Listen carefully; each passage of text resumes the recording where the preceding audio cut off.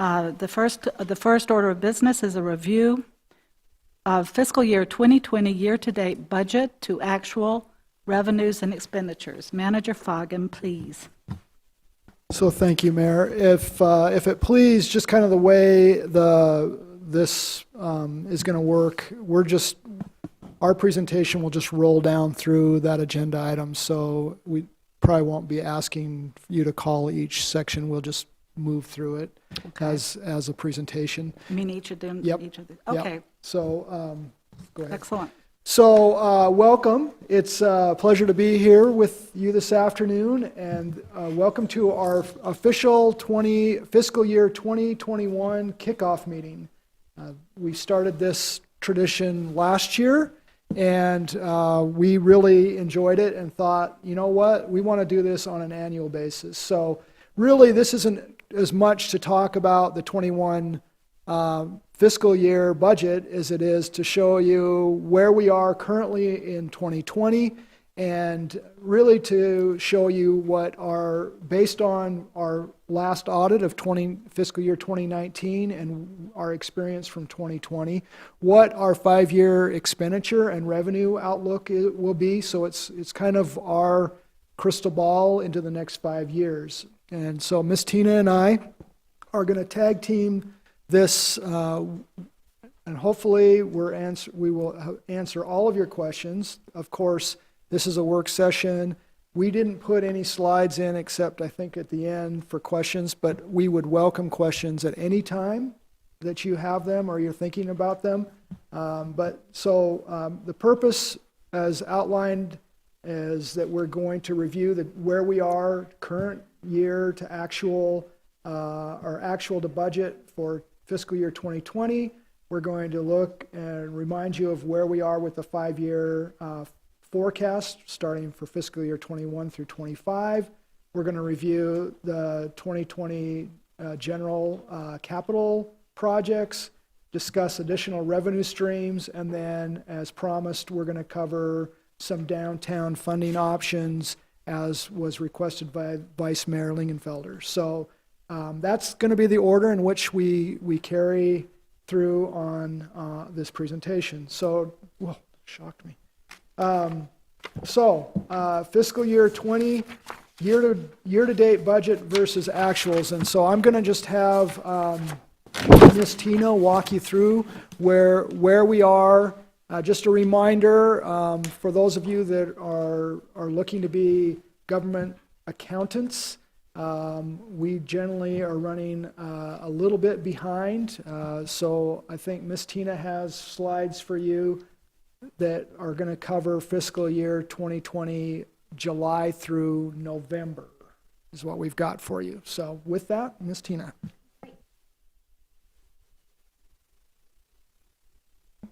Great. So, well, good afternoon, Mayor and Council. Before we jump into fiscal year 20, I was hoping at the auditor's presentation that he might cover some of the net position and kind of where we ended up in the general fund in fiscal year 19. So I quickly wanted to just share a couple of highlights really from the general fund, because I think it's important because it will help tell the story as we move through to the 5-year forecast. So in fiscal year 19, our revenues basically were exactly what we budgeted. So we were, I mean within $40,000 of each other. So, however, on the expenditure side, we spent 5% less than what we expected. So that added about $900,000 to our fund balance. On top of that, the auditors needed to restate a prior period. And in doing so, it basically added one additional month of tax revenue to the prior period, which meant that that was a restatement or an addition to our fund balance of almost $1.7 million. So we ended up ending fiscal year 19 with an additional basically $2.6 million. So again, just important as we move through this process so that you understand where we ended up in the general fund. Okay, so looking at fiscal year 20, our budget to actuals for the July through November period, We are currently 41.7% through our fiscal year. And so in theory, you would hope that we would collect about 41.7% of our revenues. You'll see that at the very bottom of this table, our total is actually, we've collected 42.9%. Now, that's important to note because the two areas that we have exceeded where we think we should be at this point is our tax and our state shared revenues, those two lines. And I want to point out that currently this fiscal year, our revenues for our major categories in tax are the highest that they have been year over year for the last several years. So we are at 8% above where we were at the same period last year. And the four major categories, retail, we're almost 10% higher than where we were last year. Restaurant and bars, 8%, lodging, 8.5%, and construction, 14%. And those are our four major reporting categories. So that explains why we are higher than where we expected to be. So overall, we are exceeding our expectations so far in the general fund. So when we move through to the expenditures again, 41.7% of the budget year, and you'll see that other than the one-time PSPRS payment that by policy that was adopted by you last fiscal year, we required to pay at the beginning of the fiscal year, all other expenditures are below that 41.7% level.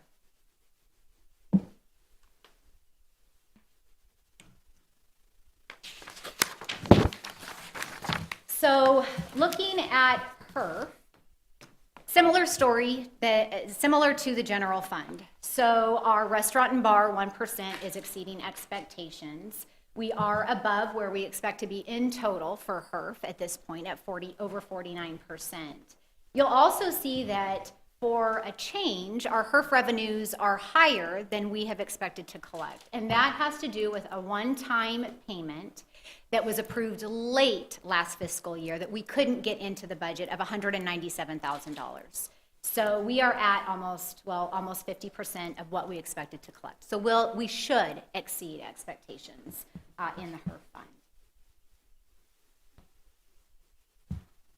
Looking at our expenditures, we budgeted $1 million in pavement preservation in our HURF fund this year, and very little of that has been spent year to date, which would explain why we are below or pretty below in our supplies and services and capital outlay items for the HURF fund. But we are below where we should be at this time. I would certainly expect that in the next few months or before the end of the fiscal year, most of that money, if not all of that, will be expended.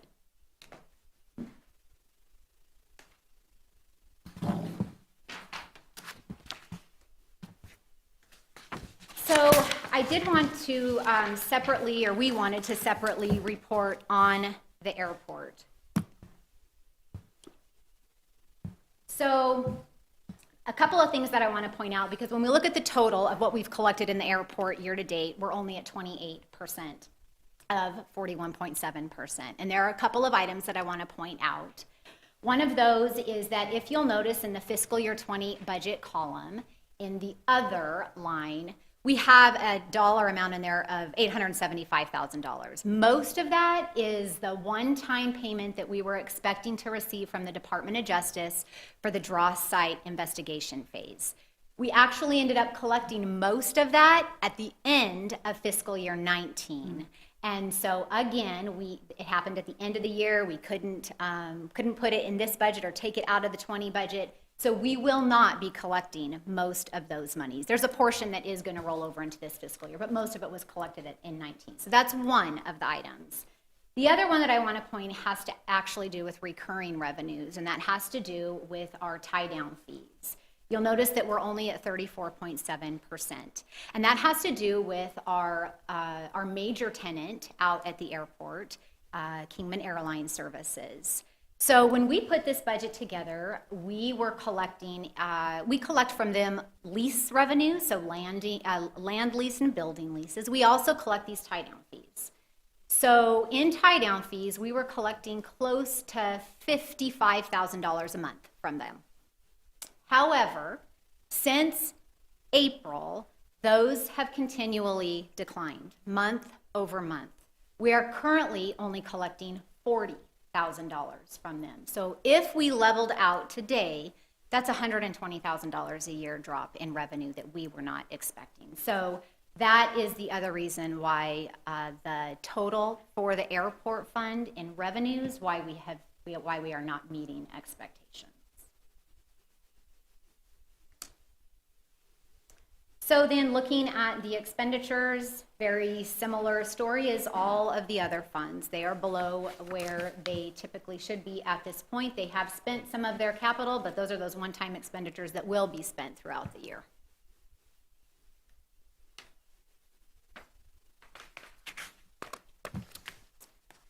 And then looking at the other funds, because these aren't our only funds, and then just quickly, I don't need to go through each of those lines. There are a few of the funds that I do want to point out. In general, under the expenditures for each of our other funds, we are below the 41.7% that we'd expect ourselves to be at this point.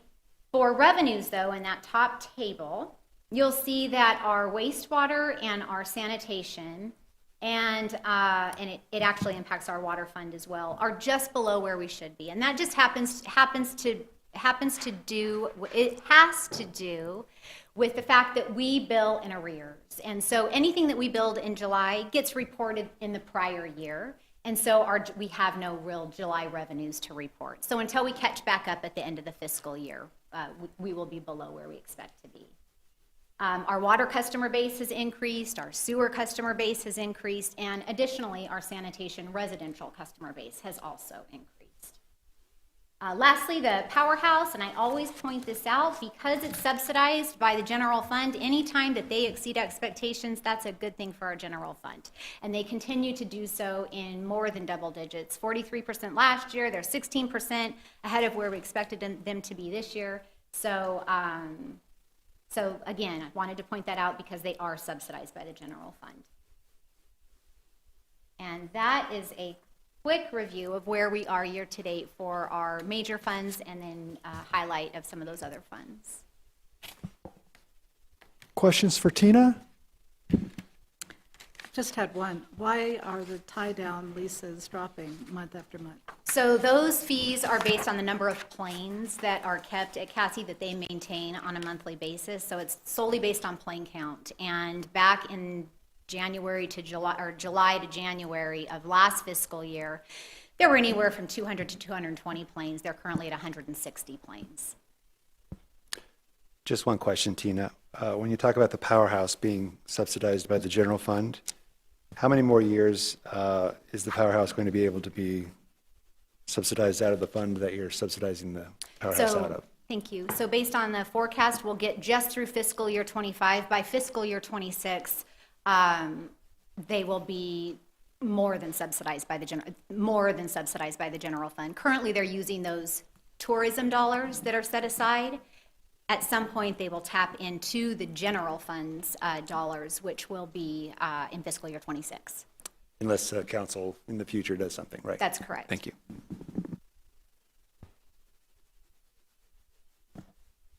Anything else? Good questions. Okay. Let's move on now to the actual 5-year forecast. We will be talking about both revenues and expenditures. And Ms. Tina. Okay. All right. So looking at our 5-year forecast. So even though we're experiencing an incredible increase in our tax revenues, we typically would not we would not estimate that we're going to collect those in all of 20, and certainly not going forward. That's something that we will monitor on a monthly basis as we develop the budget. So if we are collecting we continue to have that 8% increase, well, yeah, we will estimate it for fiscal year 20. But for this purpose today, where we are today, we estimated a 4.3% increase for fiscal year 20. And then every year after that, we tend to budget a little more conservatively, and we do that at a 2.75% increase. So that's where these figures, our revenues and the taxes, are based. That's how we came up with those calculations. And then you'll see on the state shared revenues, it's pretty flat, and we do that purposely. We never know what the state's going to do from year to year. So it's really a 0.5% increase year over year from 21 to 25. So by fiscal year 25, we expect to collect $21.1 million in tax revenue. So looking at our revenues, expenditures, and transfers and how those track with each other over the next 5 years, looking at fiscal year 20 as well.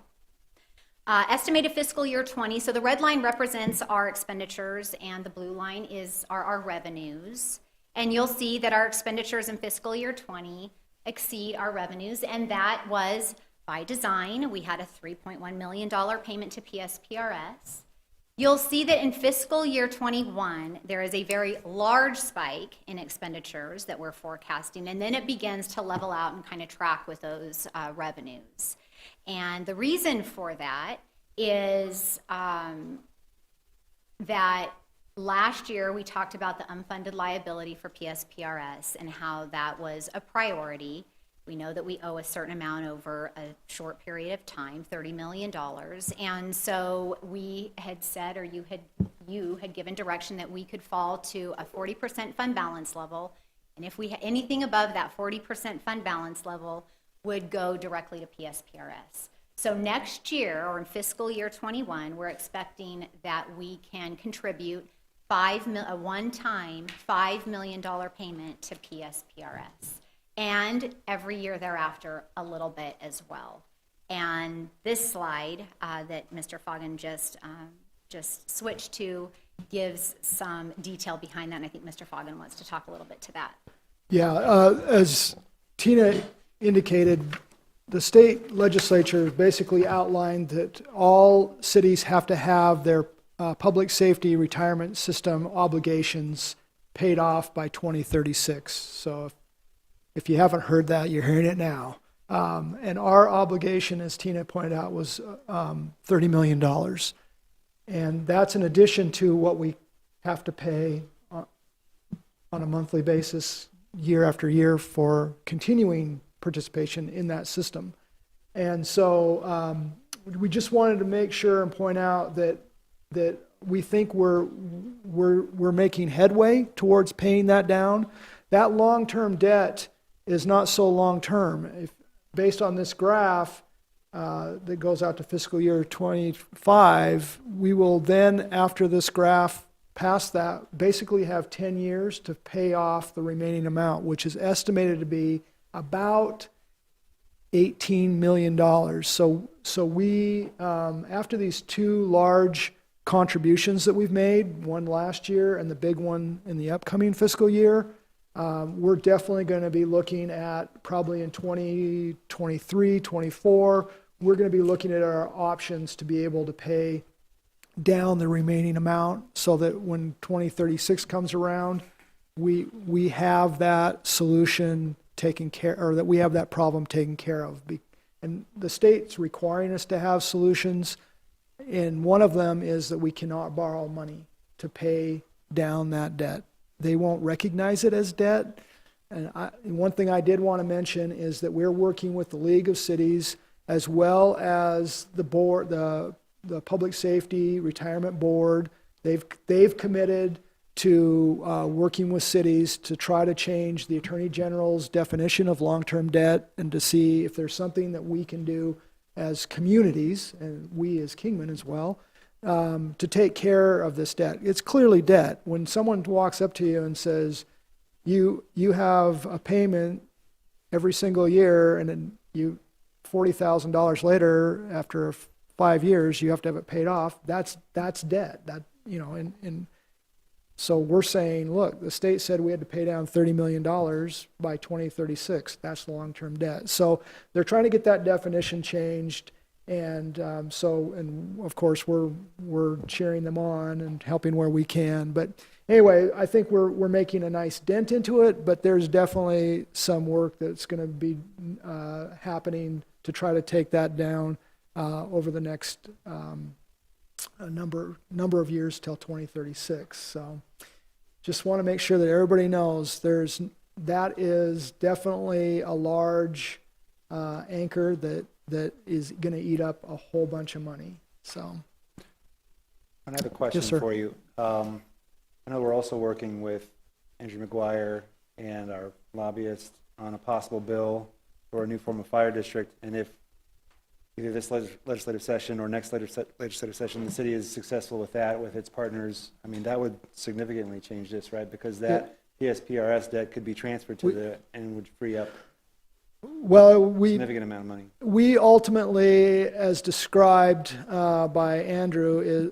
will be that we're ultimately responsible for that $30 million. If there's new revenue source or it frees up money out of the general fund, the long and short of it is, if we're successful, we will have the money to pay it down. That's really the long and short of it. I just wanted to touch on a couple more things on the PSPRS slide. So we've talked about that as we pay the PSPRS unfunded liability down, our contribution rate also decreases, which ends up saving money for the general fund. And so you'll see in this chart that as we pay down the unfunded liability, you'll see that our contribution rates continue to decline. And it's also important to know that when we get the contribution rates from PSPRS, that they're 2 years behind basically. So it takes into account everything that happened in fiscal year 19, and those are our 21 contribution rates. So the additional monies that we're paying right now, we are not getting the recognition yet, but next year we will get the recognition. So there's a little bit of a lag there, but it will all catch up. So just wanted to make sure to point that out as well. I just want to make sure I understand correctly. 21, we will pay $9.1 million. That's our regular Yes, and the extra. that's correct. Any other questions with public safety retirement? Okay. And I wanted to, and I can touch on the next one too. I just didn't get to share with you the assumptions that we're using in the general fund. I want to make sure that I share those with you as well, what's being assumed. So what we are using for assumptions when we're looking at those expenditures is we're assuming a 2% increase in salaries year over year. We're also assuming an increase in benefits. We're using an increase in some of those supplies and services of 2%. And we are assuming that there will be one-time transfers, as there has been for many years, to the transit fund to help subsidize it and to our benefits fund for retirement expenses. So those are the assumptions that we used. All right.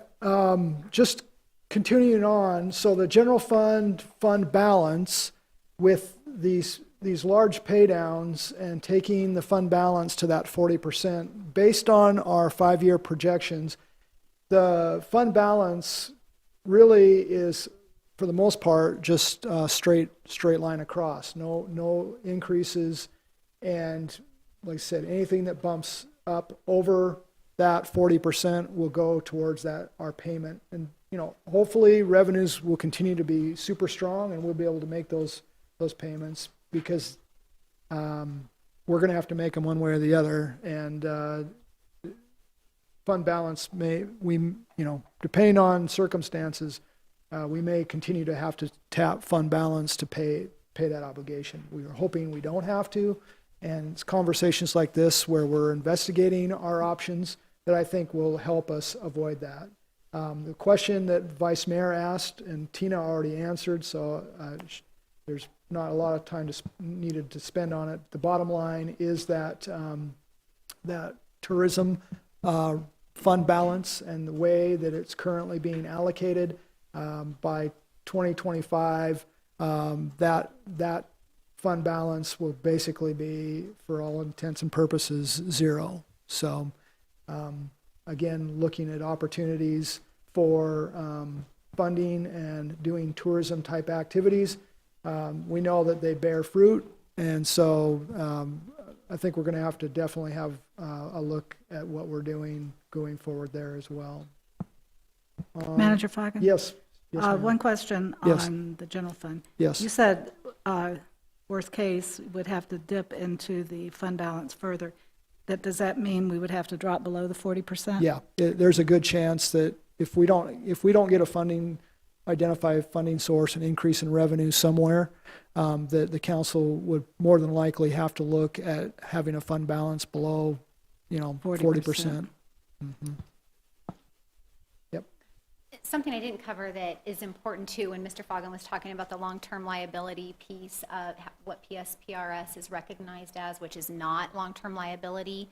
We found out during the fiscal year 20. So for fiscal year 20, we assumed that it was long-term liability until we got that Attorney General opinion recently. And so long-term liability is typically excluded from your home rule calculation or from that state expenditure calculation. So it is not considered long-term debt. So it now will go against that state expenditure limitation, which is why when we bring permanent base and those other options to you at the upcoming council meeting, it will be important to know that. So although we want to spend $5 million towards it, will we be able to standard that threshold? That's another piece that we have to kind of manage. So. Yeah, and that, again, that's one of the reasons why we're asking for rule changes from the legislature on this issue, is because, having this not recognized as long-term debt and then working against your base as well. As Tina said, another really great reason to continue our conversation about our home rule abilities and what we should be able to spend and what we shouldn't. So, all right, Ms. Tina, you want to talk about HURF? Sure, I can talk about HURF. So we estimate so looking at the two lines, the large amount we receive from the state, the smaller amount is our sales tax revenue for restaurants, the 1% additional tax. And we use the same sort of estimating that we do in the general fund overall for all of our taxes, which is an estimate of about 4.3% for 20, and then the 2.75% going forward, and a very small increase in the state shared revenue, not knowing what they will do. And so in our current philosophy of HURF and spending money in roads, we got kind of, I would say, an ugly picture to show you, unfortunately. Based on our efforts to spend about $850,000 on road repairs and maintenance, what you see with that effort is you see a downward trend on our fund balance. And by fiscal year 2025, we're in the negative. And even without that trend line down, it should be alarming to everybody that the blue line is below the red line. That, in layman's terms, is not good. You want to see revenues always above expenditures. And so as we move forward, you'll hear and see evidence of what the community is willing to tolerate, what we probably will be looking at for additional revenue sources to try to change this picture, because this picture we've got to change this picture. We absolutely, this is woefully low, as you all know. We should be spending, for the number of streets that we have, we should be spending roughly between $6 and $7 million a year. 850 is a very small percentage of that number. And so the next question is, and Ms. Tina and I thought, well, you know what, maybe people want to, if we spent less than $850,000 on roads, maybe that trend line down would not be quite as bad. So we just did $500,000 instead.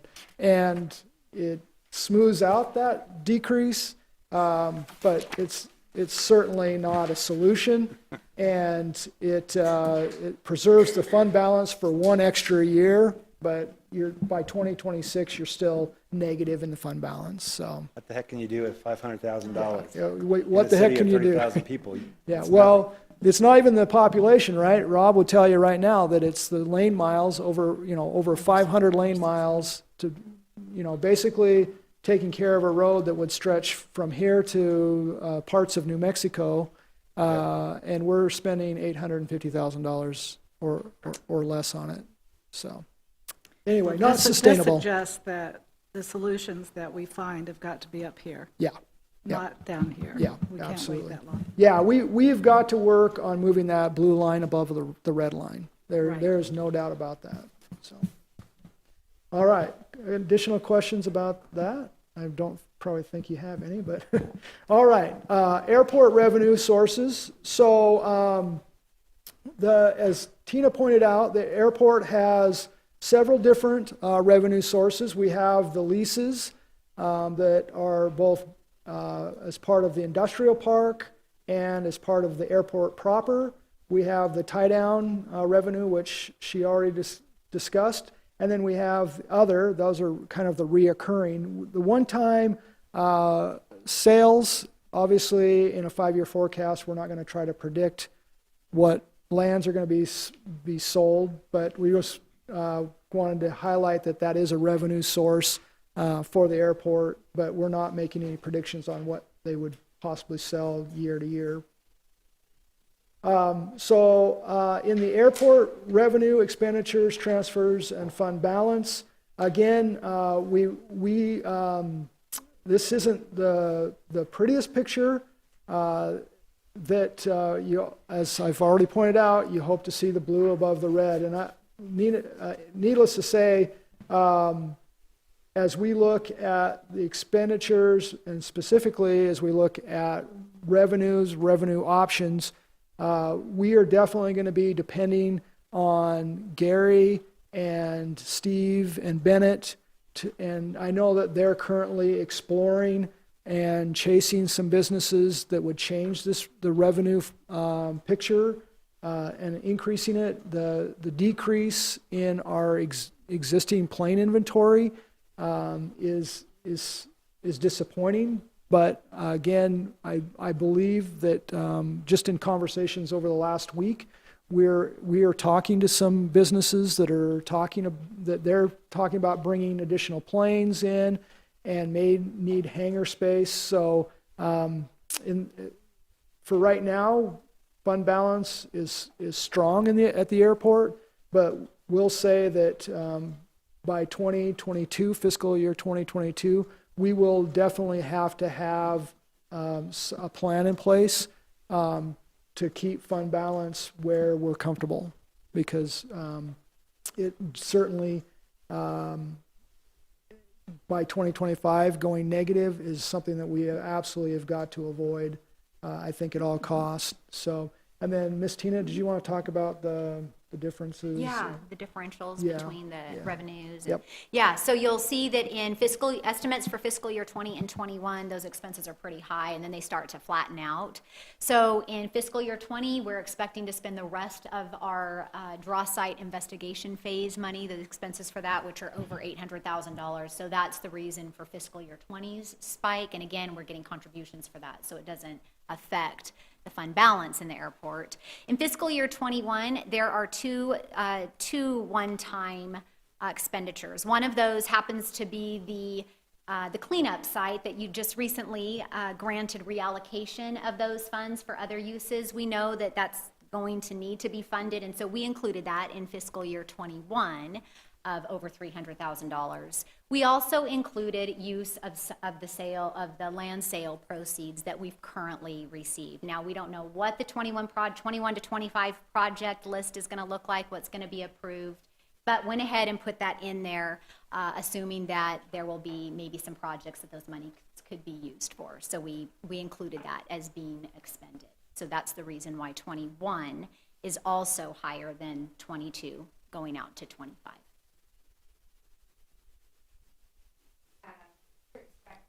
Microphone. We're expecting the 1,800 acres to be released in 2021, is that right? Mm-hmm.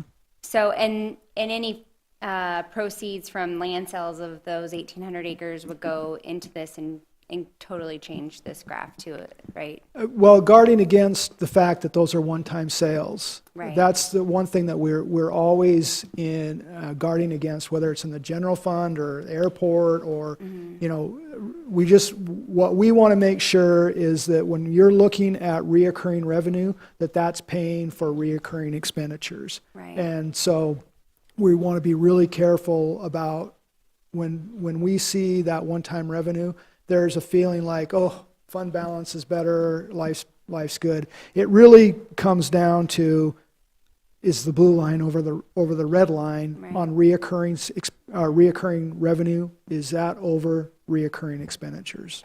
So that's really what we've got to be focusing in on. The land sales are awesome. The capital projects, love doing them, but the day-to-day operations really depends on that day-to-day revenue. I know in doing the new master plan, there was a lot of opportunity to increase revenues. And so as we start moving forward on those after it's approved, I'd like to get more updates as to what's happening with improving revenues, just so that we can track it maybe a little bit more closely. Yeah, and as I indicated, the effort that Steve and Gary and Bennett are doing to not just sell property, and it's really where can we bring them, and are they reoccurring? Is there going to be reoccurring revenue that comes with them? So Right. yeah, you're absolutely right. Okay. Yep.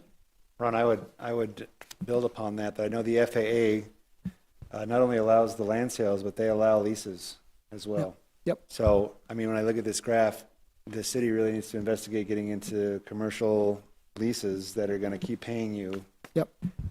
Because once you sell up an asset, It's like you gone. said, it's one time and it's gone, and Yep. it's never going to help you again. Yep. So, I mean, it's really an area that you need to look at with this 1,800 acres. Yep, absolutely. No, and that's, it's been in conversations where we have talked about, when that master plan is done, what percentage of that entire property needs to be lease versus sold, because having this picture in mind is something that I don't think that we just barely took over the airport, so we didn't know all this stuff. Now we're starting to learn it, and it's definitely going to be an effort to try to increase that month-to-month revenue to help us cover our month-to-month expenditures. So Absolutely. You guys are doing a terrific job. You guys are playing a lot of catch-up out there. Yep. But moving ahead to make it sustainable. Yep. Absolutely. other questions? Okay. All right. On to capital projects. All right. So just as a reminder, our 5-year capital improvement plan, fiscal year 20 to 24, is anything that landed on this official list has funding attached.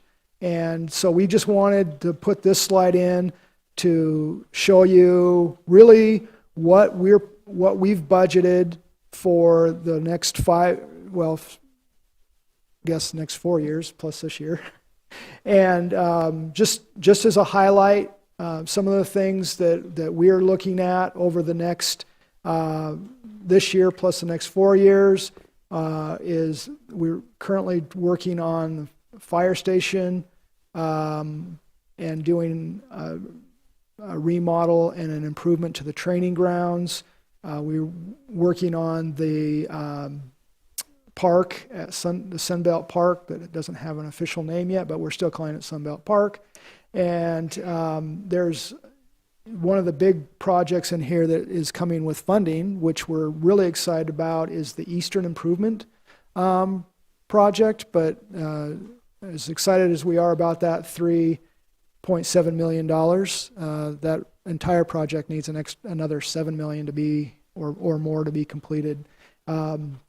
But that's just kind of the list. Some of them are going to happen in this fiscal year. Some of them are in future fiscal years. As far as ending fund balance, Ms. Tina was good enough to include that to kind of show you that we've been able to maintain a fund balance in our capital projects fund. It dips down slightly in 21 and 22 and recovers somewhat in 23 and 24. That's but as we go through our capital project list for 2021, obviously that line is going to change because we get, as we get closer to the 2025, we have a better understanding. And so there will be more to come on that, obviously, as we go through the budget process.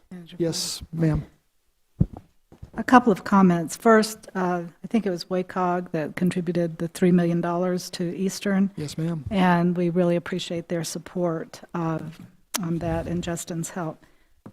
Secondly, I think this really streamlined capital project list is really positive in that it shows how little we have to put into capital projects. Yep. That's not positive that we have so little, but I think that it's good that people see we don't have a lot, because we used to have the list of needs was well over 100 million. Yep.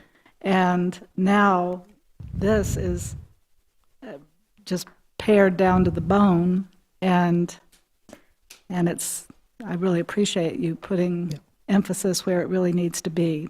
And this is another area where we've really got to look for revenue. Yep, absolutely. And this, you're not, I'd love to say that you're going to see, some glamorous projects in this list, but they really are basic need to do projects, and they're definitely concentrating on livability and community.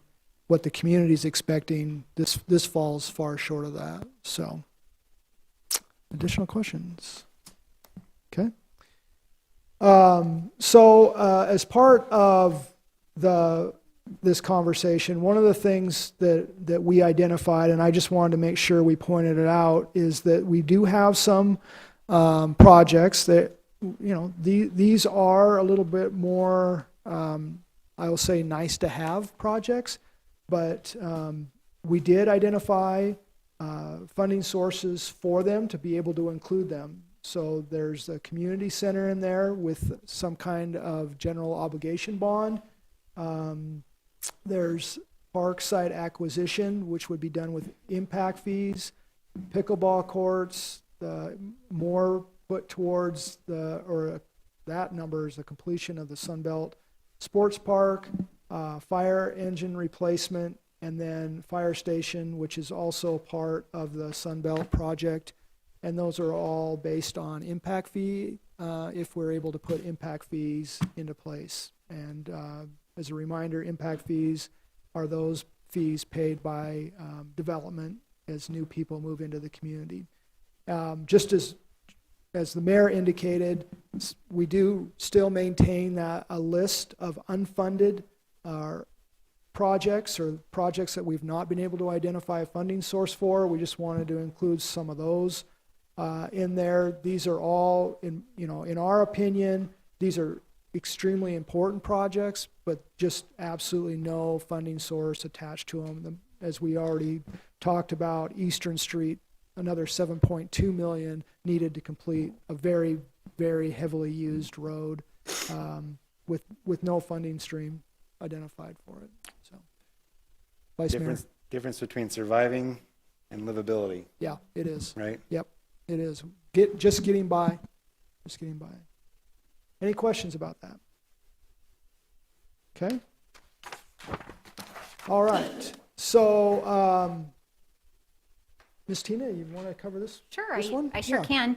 So we do have other projects that we were able to fund that we call our general capital projects that aren't, they don't use the capital projects fund funding source. So they're paid from operating funds or through grants, and just wanted to point out those projects as well. So it's just not that first group of projects, but also these projects you approved in the fiscal year 20 to 24 capital improvement plan as well, that do have a funding source. All right, and then one of our favorite subjects is the new projects we've been working on, and I think have had some great success with, and that is our interchange projects, as well as a much-needed airway extension that would tie the road into the new Rancho Santa Fe Boulevard. And so, or Parkway, or I can't remember what the exact designation was. Was it Parkway? Yes. I'm like, that Boulevard doesn't sound right. But anyway, we wanted to highlight these. Of course, a great deal of work has been done by the council and my team, as well as Sunbelt Development and other property owners, and the state has stepped up and been a great partner. So just really excited about these. And obviously, we're going to see a lot more activity in fiscal year 2021 with regards to pretty much all of these items. So, all right, and then the Kingman connection project. Just wanted to. Yeah, just wanted to show the fund balance, the starting fund balance, where we expect to end up at the end of fiscal year 20, knowing that the estimates for the project are pretty low in 20, and then in 21, hoping that most of those will be expended. Yep. Okay, revenue streams. Any questions about any of the forecast, 5-year forecast or capital projects? Any questions? We're still good? Anybody need a bathroom break? Okay, all right. Revenue streams. So just as a reminder from last year's presentations, we've had very good conversations about property tax, the TPT, developing impact fees, the idea that we introduced and now have a new enterprise fund, which is the stormwater enterprise fund, and the rates that will go with that. The idea that we would have a public safety and/or street fee, and then the downtown funding options that are possible currently without any legislative fixes. And so, do I want to talk about these individually before I go forward? Okay. So one of the things, of course, that we committed to in this fiscal year was that we were going to have someone help us better understand what the community's appetite was for property tax. So just as a reminder for everybody watching and anybody in the audience that doesn't know, we do not, as a city, collect any property tax. So the question was, would the community support a property tax? And then the other piece to that is with the TPT 1% being voted down, would there be any appetite to relook at it? And as a reminder, the earliest we could look at it is November 2020. We're in the process right now of working with a consultant on developing impact fees. So we're in that process and moving forward. And we're also in the process right now of evaluating and doing work to have the stormwater rates established. The one thing that I do want to point out is kind of bad news from this year is that the public safety and/or streets fee idea is the example that we were using, the community that had this in place. Remind me. Yeah. Fountain Hills, yes. Fountain Hills had something like this on their utility bill. Representative Kavanaugh from that city challenged that, and not officially, but got the Attorney General to weigh in on it and say that it was probably not legal, and so they stopped collecting it, which means at this point at least we will not be challenging that, at least not and rolling it out the way that Fountain Hills had.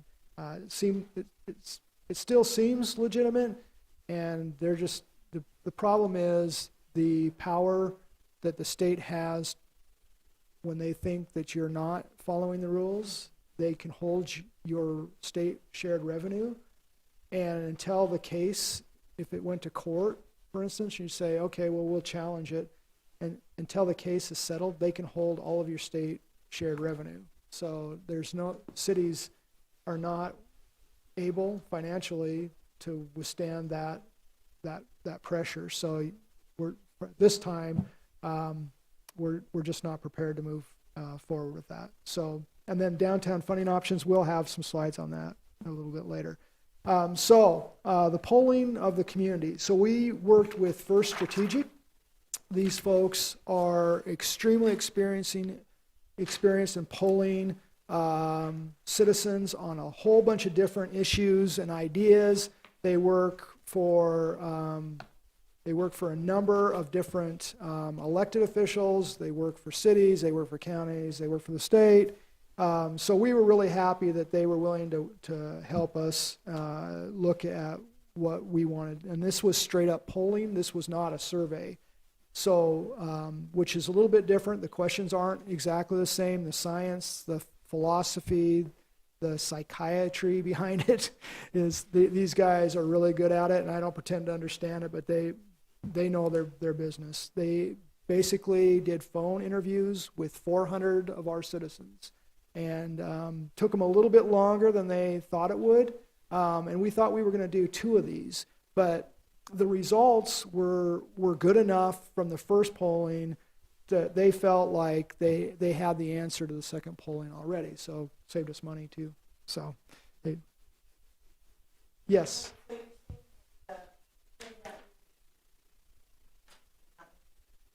That's correct. Yeah.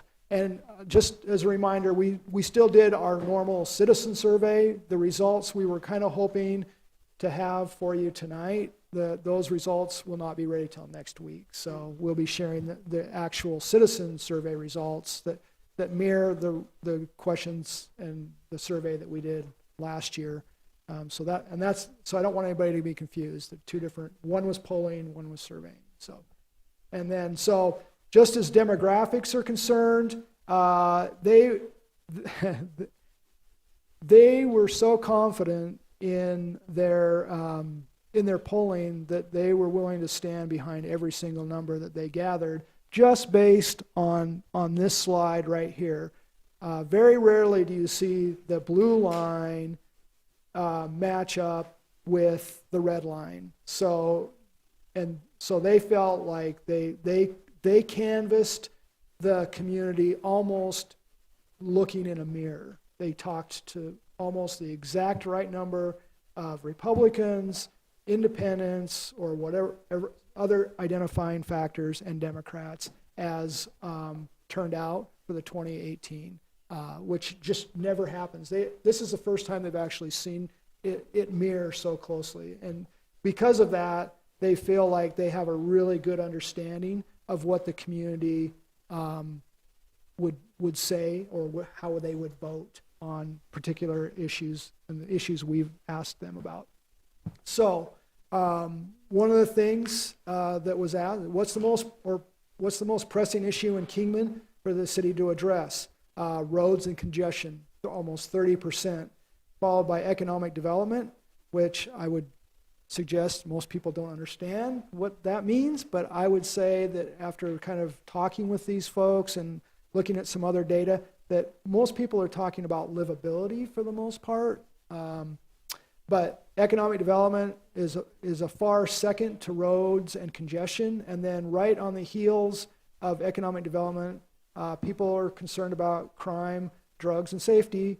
And unfortunately, the 4th category is other, that did not, just random things that people were concerned about.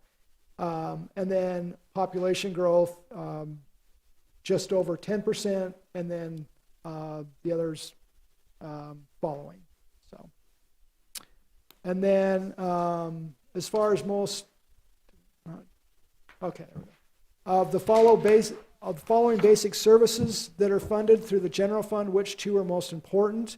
Public safety, which is always towards the top, if not the top, no surprise there. Again, we were, I think, happy to see streets and sidewalks, because we're asking people if they're willing to put money up for them. So the consultant, when we shared kind of the council's concern about streets and capital projects, having streets and sidewalks be the second highest was important to what they felt their findings were. And then economic development on the heels of streets and sidewalks. And then a really great one was that people were concerned about parks and youth programs, which again, I'm kind of glad to see that, because that may mean that people are willing to invest in that. So I think as a former economic development director, when most people say economic development, it's just another word for jobs. Yeah, People are yeah. concerned with jobs. Well, what we're running into is we're finding when we talk about economic development, there's three components of economic development that the general populace talks about. Jobs is the top one, places to shop is the second one, and just a sense of a nice place to live is people view that as economic development. So it's been interesting to talk to people when I talk to them, I say, oh, economic development, what does that mean to you? Give me three things, give me a couple things that economic development, and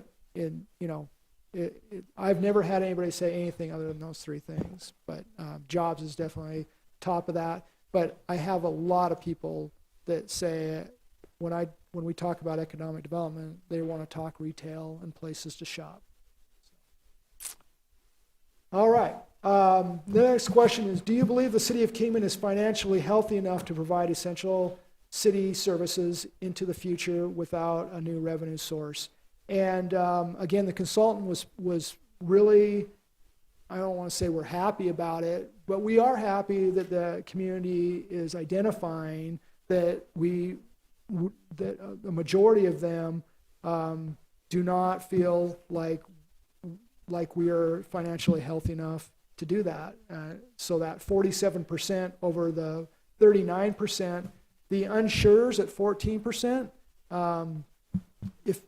If you add that, if there's messaging that can go out, if people are unsure, usually the consultant was quick to point out that those people are willing to learn usually, and so could definitely increase that number of no's to well over 50%. So that again, that's good news in this poll, because we want to know people's appetite for increase in taxes. So, all right, next. Says something. It says something. If you knew that the future of the city of Kingman would have to raise revenue to provide essential services, which two options would you accept? And these are the revenue sources. And this is where we start getting into the nitty gritty. We have just over 34% of the people said that they would choose sales tax on that.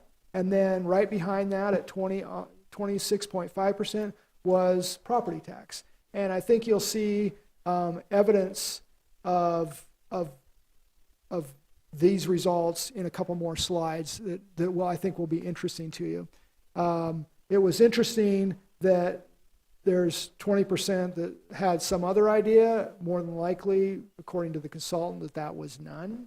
And those were the people that had answered, they just don't need any money, period, right? And the consultant had indicated that basically you could take 10% of the people that were part of this polling, and they would be no on everything. So the 20% isn't really alarming.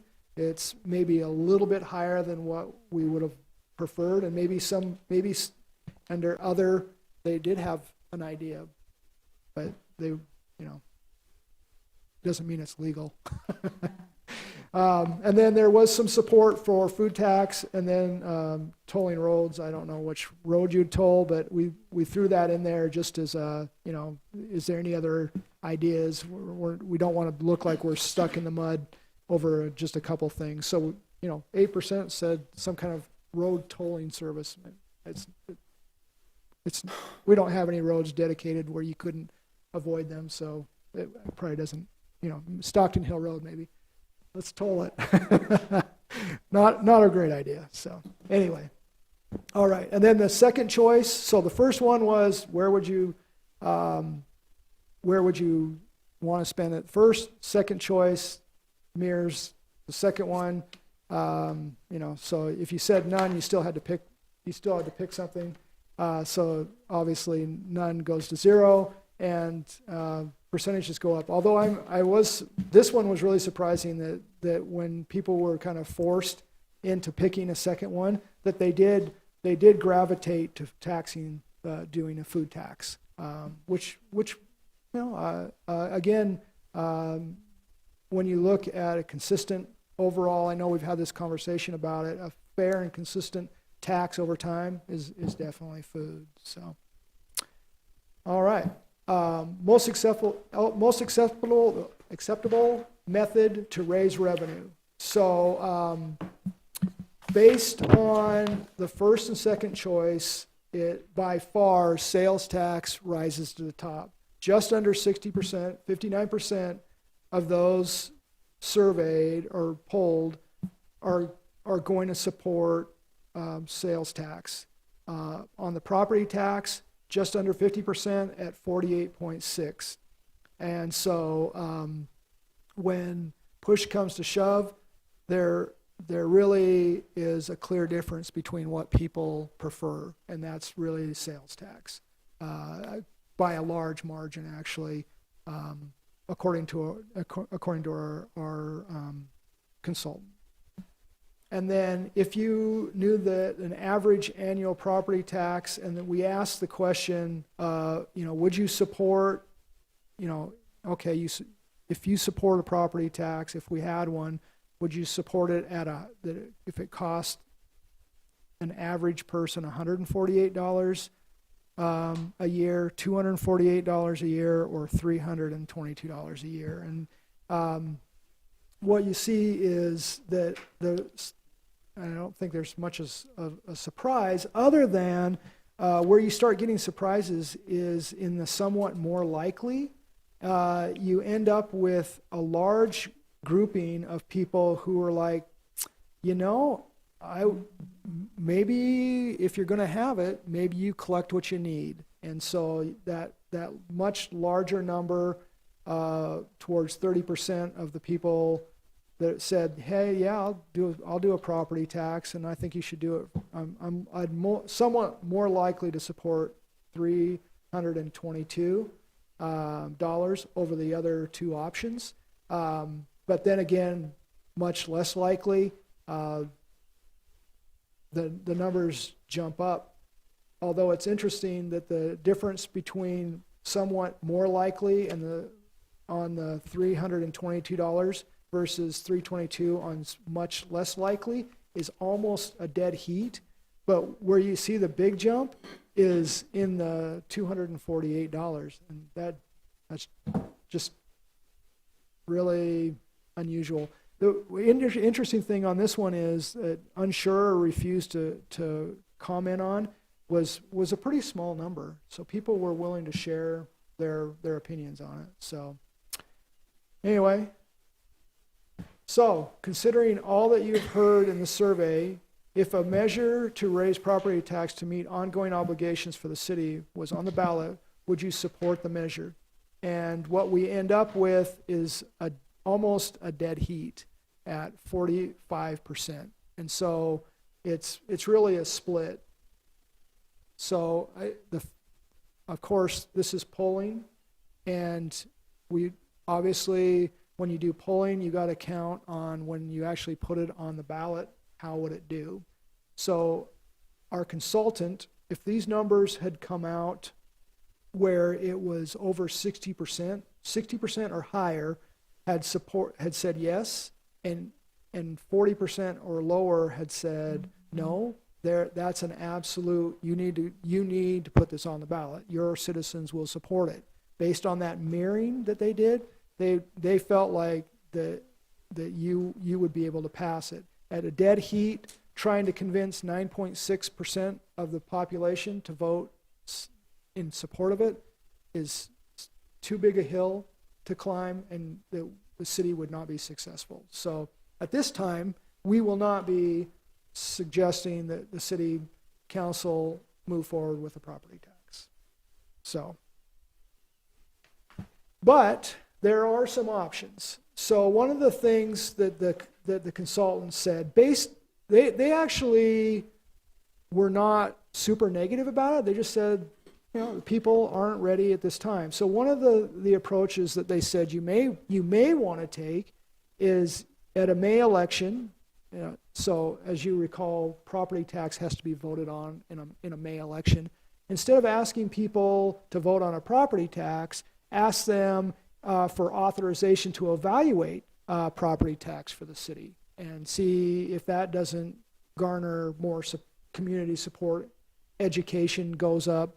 So that's one of the strategies that they'd indicated. They also in strategy B identified we identify all the city's needs and propose a very specific percentage in which to raise sales tax for identified needs. So in their research, as they talk to people, as I pointed out, the support for sales tax was strong. An increase in sales tax was strong. But what they found was that people were much more likely to be willing to vote for it if we identified, as we were talking about streets, and if we gave them a specific need number. So instead of going to round numbers, which is kind of the human nature, right? 1%, 0.5%, 0.75%, that we actually run some numbers and try to be more accurate, so that maybe what we would be looking at is a sales tax increase of 87 or not 87,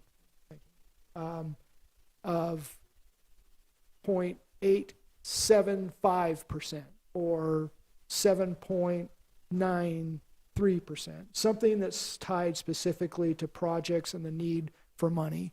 And so we really thought that was a really great suggestion. I think it's the way we do our capital projects, the forward thinking that we've been doing, that I think we can do that. So Tina and I thought that was somewhat a pretty easy thing to adopt strategic B as an option. And then strategy C was just other options that we kicked around. Nothing really boiled out that was going to have any real major impact. Anything that we wanted to touch on that? Yeah, there really wasn't too much. There was some options, but they didn't really amount to much. So anyway, that's what we had on the polling. So the consultant was good enough after discussion to kind of write down what the pros and cons were. And I highlighted some of them already on kind of asking for authorization. Pros: start the conversation while not feeling threatened that there was there was actually going to be a tax. Could help build a coalition and give the city time to build a list of items that we need. The cons: it may make the issue worse or may make people grumpy, and it may not send the message that we're as urgently needing the money as we say we are. So there's that. On the strategy B, again, here they highlight that example of maybe you adopt be very specific and adopt or ask the citizens to adopt a 0.837 instead of at 0.5 or 1%. And then pros for this is the strategy will be the most transparent, as people aren't dealing with ambiguous numbers, and that you'll be meeting your need. You know that you'll be meeting your need, and you can have those championed because there's people that will get behind those needs. Cons: some people are just going to be against it, and then they always, and I know this has been conversations that I've been involved with over time, and that is that they raise the money and then use it for different projects. So that could be the cons. And then, the strategy C is the preference was sales tax, but don't reject other ideas. And the idea that we don't give up on property tax over time. The fact that the community is currently split doesn't mean that in 2 years that they'll be split like that. And as we continue to try to be transparent in our finances and how we communicate, I think over time there's a chance that we could swing that. So. And I've got a question, if I may, Yes. before we go to the next subject. Yep, absolutely. So when you look at the election results from the 2018 election, did the survey folks look at that? Because what I noticed when I looked at those is you had, I think it was just, I'll just round up, 15,000 people that voted for city council candidates. Right. And 27% of people that voted for candidates didn't vote on the 413 issue, Right. which tells me, I mean, that language was three different things, and it was convoluted, and it was very confusing. So you had 27% of people that voted for council candidates that didn't vote on the 413. Yep. Did they look at that? So we pointed that out as maybe an exception to what they were looking at. Again, what they felt like, it wasn't necessarily how they voted in 2018. It was the fact that they were willing to identify as voters and what their party was, and then drilling down. Of course, there's a whole bunch of data behind this: male, ages 18 to 30, female. So I mean, this data starts breaking down where they could tell us that back to that slide where it was the bar slide with the stacked, they could tell, and I'll just go back there really quickly.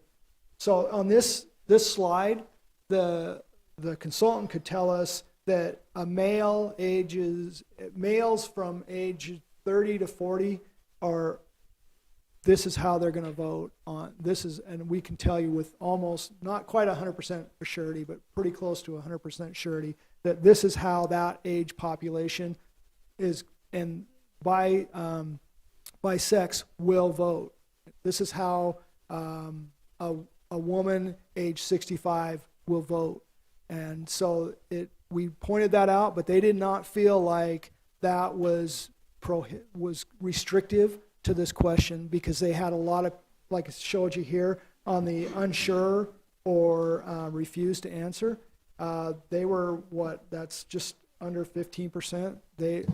That number was relatively low. So I think if there's any lesson to learn from it, is that whatever we end up putting on the ballot, the language needs to be crystal clear. Yeah. And really easy to understand. Yeah. And the education pieces have got, we've got to make sure that whether it's through social, our use of social media, the website, and any other graphics that we put out, that we're being very transparent so that people can see it. Because what we see, and what the consultant was quick to point out, is that your citizens in all the different age categories, male versus female, no matter where they live in the community, you clearly have support for an increase in sales tax, but be very specific about it, and you'll have their support. So. And just a follow-up question on that. I know that it was a general sales tax question, but would we explore two separate ballot initiatives, one for pavement preservation, for instance, and one for a specific number on general funded capital projects, which is transportation, construction, public safety, police, fire, capital projects, and parks? And it could be a separate rate for each one of those? We could absolutely do that. Absolutely. Like they said, as long as we are identifying what those revenue sources are going to be used for, and the more specific we can be, the better. Thank you. Yep. Counselor? Okay, great. All right. This is, again, just part of the polling where, what was people's appetite for 0.25%, 0.5%. So that's where they found out that people were wanting to be more specific. Other fees, I've talked about these already. I guess it's probably worth pointing out that impact fees and the sewer or stormwater rates, we're looking to have those complete by the end of 2020, or in place by 2020, and we're in the process. And again, we've talked about the public safety and street fee kind of being dead on arrival right now. All right, downtown, programs and projects. So just wanted to highlight some of the things that we've been doing with the downtown, just as a reminder for everybody.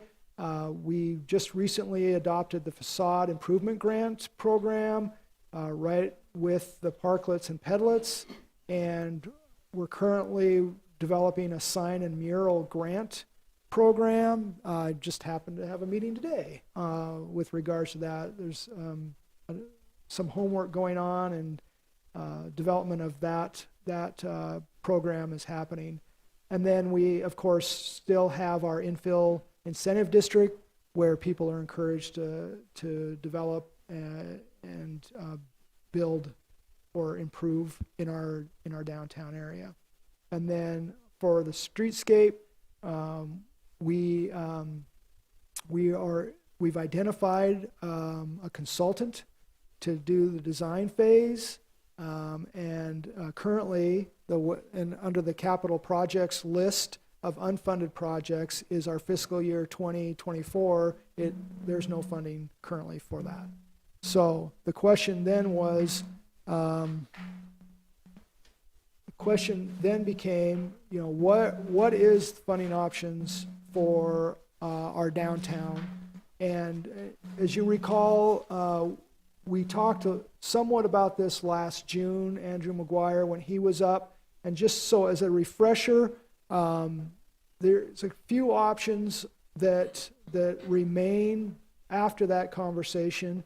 So the city can dedicate percentage of tax revenue to the downtown. You have to do that by 1/16 of a percent. In this case, every 1/16 of a percent generates just under $500,000 or $450,000 annually. You can just designate money on a year-to-year basis, kind of like what we did with the streetscape project. Or what another option is we can actually do financing. You issue debt, and just as an example, just so you, not that $1 million is what we're suggesting, we just wanted to show you kind of what debt service would look like on $1 million. And so a 15-year term, long-term debt for $1 million, your annual payment would be just over $88,000 a year. At a 10-year borrowing, it would be at almost $122,000. Obviously, based on where our streetscape comes out, will determine really what ultimately we're going to need, because as you know, we took the approach of let's not fix the surface and have what's underneath it not working. And so we're taking a holistic approach where we're going from the underground up, and where utility services can help pay for the downtown infrastructure. Obviously, we would look for that. Storm drain, we've talked about that a lot. Having a storm drain fee in place would definitely change the conversation about fixing storm drain issues in the downtown. Water line replacement, the water fund we'd look to having that fixed. Sewer, same idea.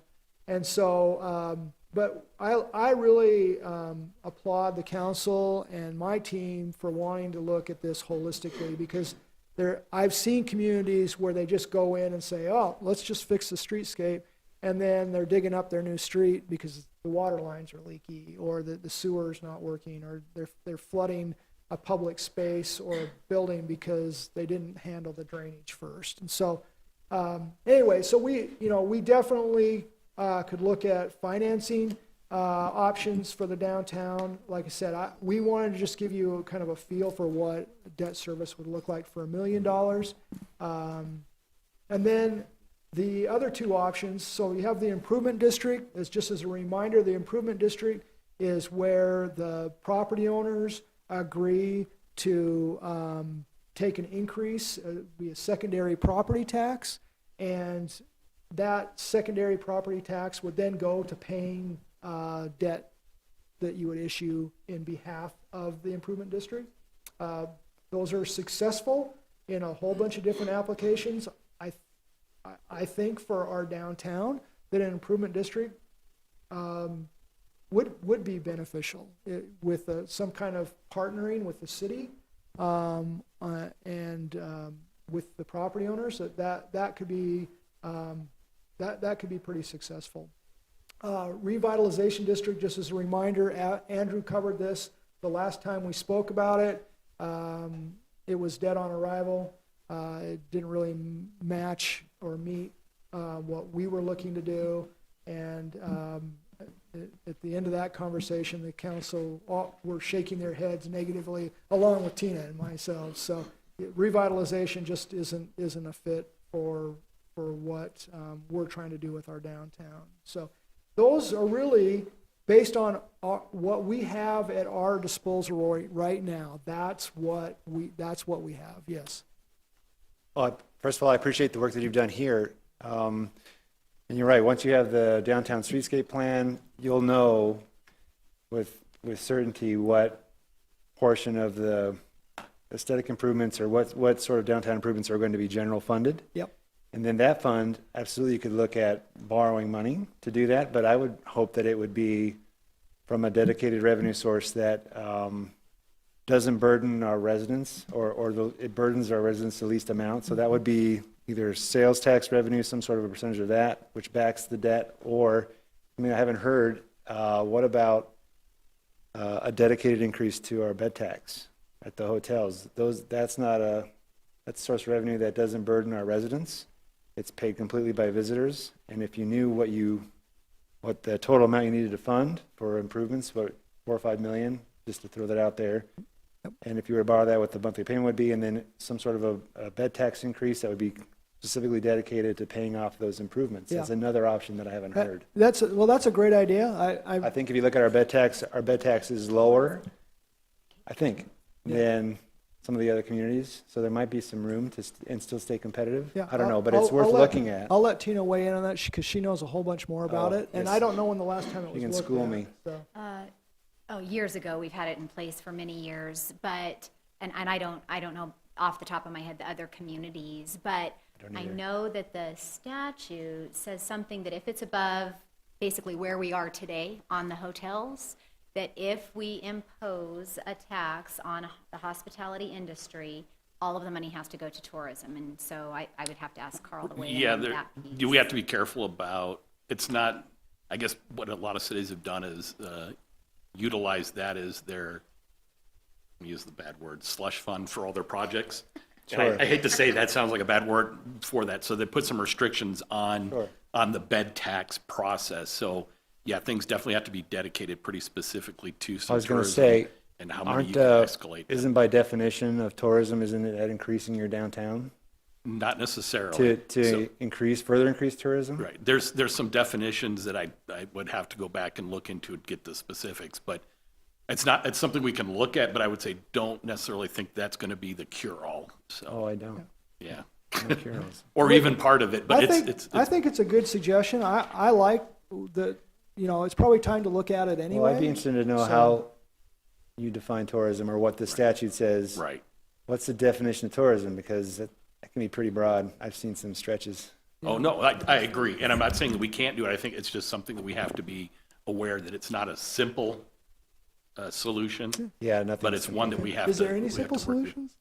If Is it's simple, it's this- been discovered. Then Yeah. I guess Is this something that the council can enact, or it has to go to the It's ballot? an increase in the tax. Yeah. So it would have to go to the ballot. So what I'm hearing is that our opportunity will be to, as a council, will be to determine what goes on the ballot, what series of proposals goes on the ballot, and and make the decision as to whether to move forward or not on anything in May regarding property tax. Yeah, property taxes all surrounds May Right. specifically. So- The other stuff has different timing than that, but yeah. Yeah, I think,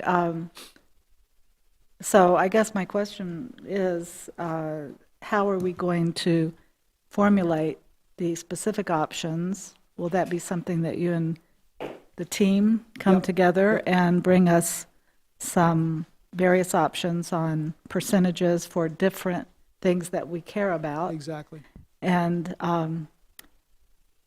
I think probably before there's a lot of discussion on property tax, we probably need to just have kind of a council decision. I know we won't do it here, but as to whether to even move forward with that this year, given that it might dilute the urgency, which concerns me, because this is the year for a couple of things, but especially we do need action this year. So, but that's something we need to discuss as a council. Yep. One thing that's sure is if we don't do anything, once the design is done for downtown, progress in that area comes to a halt because there's just no money to fund it. Well, it may not come to a halt. Utility stuff maybe, right? My plan would not be to allow it to come to a halt, but the amount of money that we would have to spend towards it would be minuscule Pretty compared. non-existent, right? Right. I mean, freeing up $25,000, $30,000, $50,000, but that doesn't go Right. very far anymore. Working on the utilities, yeah, we definitely we can do that. But Sure. yeah. I know, not to speak for Unisource, but in the just preliminary conversations we had with Unisource, they may be willing to partner on solar-powered lighting downtown. So that's a good opportunity as well. Yeah, I've had a couple conversations with Unisource regarding that, and there seems to be some appetite for that.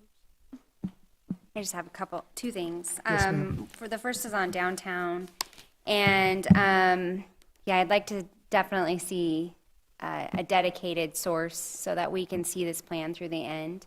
But I'd also like to see it phased in a way that we're working on the underground or the utilities, but once we start to get to the beautification, maybe looking at partnering with the property owners for what would, I guess, be the third phase. And that's the part that really gives the curb appeal and then increases property values. So I could see going to the property owners downtown and asking them how they feel about splitting that with us. Yeah, in a like way the of improvement doing district that. Improvement idea. district. Yeah. Right. Yep. So a multi-phase approach to getting that funding. And the other piece is I really like the idea of breaking down a sales tax, so much for streets, so much for other things, and those other things would be the conversation. But I think we should go back to looking at what are the most pressing issues, and public safety, crime, drugs, and safety is on here, and maybe having a percentage for sales tax that would go to streets and maybe one for our public safety, so that those funds, are always dedicated, and we know that we can always fund those departments. Well, I can tell you that when we budget, the budget is a balanced budget that anticipates all those things that you just said. Right. The limitation is on how far those sales tax revenues will go. And that's the important part of this presentation, is to show you fund balance and where it's headed.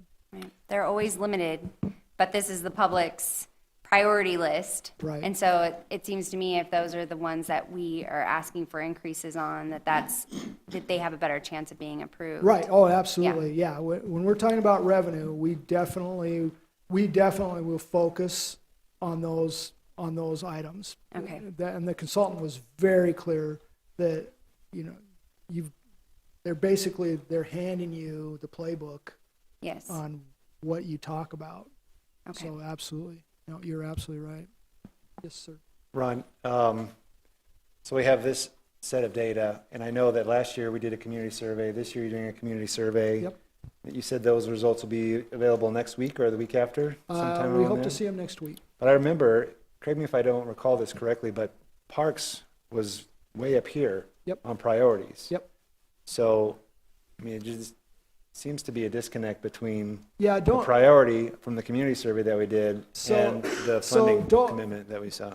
be careful, because don't- polling and surveying are not the same thing. Sure. One is, like I said, you need a psychiatry degree on polling. You really do. You don't ask the questions just the same. You deal with the questions differently. And so, obviously, we're trying to boil down what people's appetite is for increase in taxes and what their appetite is based on what they find important. The citizen survey straight up just collects, for you, how would you rate the parks, and do they, are they important to you? Not any, I won't say, no, it's not as opinion based as polling is. So you've got to use the data a little bit differently. And so, and I think you'll see, again, I will be surprised, I haven't seen the data yet, but I will be surprised if parks and open space and trails in the citizen survey does not continue to be a very high priority item. But when you stack it up about, when you're asking, will you take, if you had an increase in taxes, where should it go? I can almost guarantee you that number one and number two, it's going to trade positions, public safety and roads. Yeah. Almost always. And just to ask about that, I know that we've had maybe one discussion last year on the possibility of creating a parks maintenance district to take care of our park system. Are we no longer talking about that, or is that still something that is worth dialogue? So I would say it's not worth dialogue, only in the fact that if you create a parks district, you're handing all your parks over to the county to oversee, and you're basically divesting yourself of parks and giving them Got to it. another Thanks. government agency. Not that we don't love the county, but we love our parks and trails too. So. Additional questions? Okay. All right, so this is our final slide, Ms. Tina, and it's pretty simple. It's just really what our fiscal year 21 budget and CIP calendar looks like. So the 15th today. Our next meeting regarding at least the budget will be for the council to meet and talk about their strategic planning, and that will be the 6th. We're still working with the consultant to nail down the time so that everybody can put that into their calendar more permanently. And then from there, of course, it's not on here, we're very active meeting and building capital budgets and talking about what needs to be in the 2021 budget.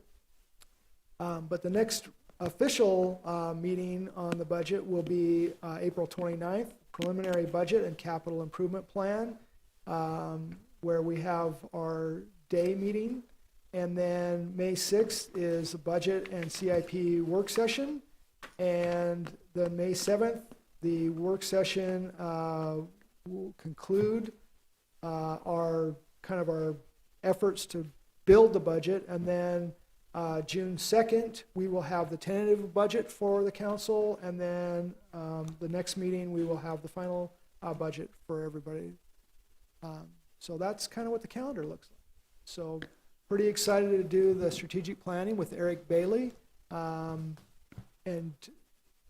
Again, I hope to have that finalized this week so that you have a better understanding of the timing of that. So, other than that, I think the last one's questions. I have one. Yes, ma'am. Okay. Going back to the ballot measures. Yes. What kind of timeline are we looking at to determine, to bring to council the various proposals? And if I'm hearing it right, there'll be a TPT proposal for streets, one for public safety, and I'm not sure about parks, but there is support for parks. But anyway, those two at least. Okay. And speaking of downtown, with a tiered approach, phased-in approach, I'm not sure how that would work either. So we need to know those components. When and how would that work? So when would we be going out to try to get an improvement district? Is that in year 2 or 3? after Yeah, all this you're- other You're work is definitely done. waiting for the plan to be developed Right. before you can do that. So we Yeah. need to kind of see the schematic of how that would lay Yeah, out yeah. and what our actions would be. Yeah, well, I And- can tell you on the downtown, like a dedicated funding source, you're definitely talking, Rob, do you remember what the timeline was for completion of that project? So we'll find out then. So, yeah, so early, even a little bit too early to be able to predict when that will be complete, but.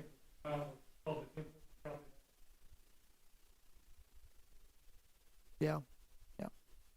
So, yeah, we're talking, that will be a pretty extensive project, and the amount of, especially the amount of public input that we'll be looking for that particular project is going to be a little bit time consuming. But on the other ones, so what Annie's been doing for me today is she's been taking all the ballot issues that have been talked about over the last 6 months to a year, and she's going to engineer them backwards and have a sheet that basically says you have to have these decisions made by these dates, and we'll have Okay. those sheets for you. Okay, good. Yep. Thank you. You're welcome. Just to follow up on the mayor's question, so prior to 413, we had dedicated capital improvement, local sales tax, and that was, for people that are watching, it was transportation projects that are construction projects, right? We're general funded, like the widening of Stockton Hill Road from Detroit to Yep. Airway, fully rebuilding Eastern, which is in horrible shape, things like that. And then public safety had its own list of capital projects, and then parks had its own list of capital projects. So are you saying that rather than just put forth, this is what we would need as a city to progress our general funded capital projects, you're saying we would do one for, this is our capital improvement, general funded capital improvement budget for public safety. Here's what we would need to progress that category. Here's our transportation construction projects that are general funded. Here's what we would need to progress that. So you're saying that there would be, because right there, that's three, parks, public safety, and. So the discussion wasn't that it would be broken into three different ballot issues. The suggestion was that we know what we need to spend the money on, and that we share that information as much as possible. So if you're going to do streets, you would say, we have these street projects, you do the calculation, that comes out to, you need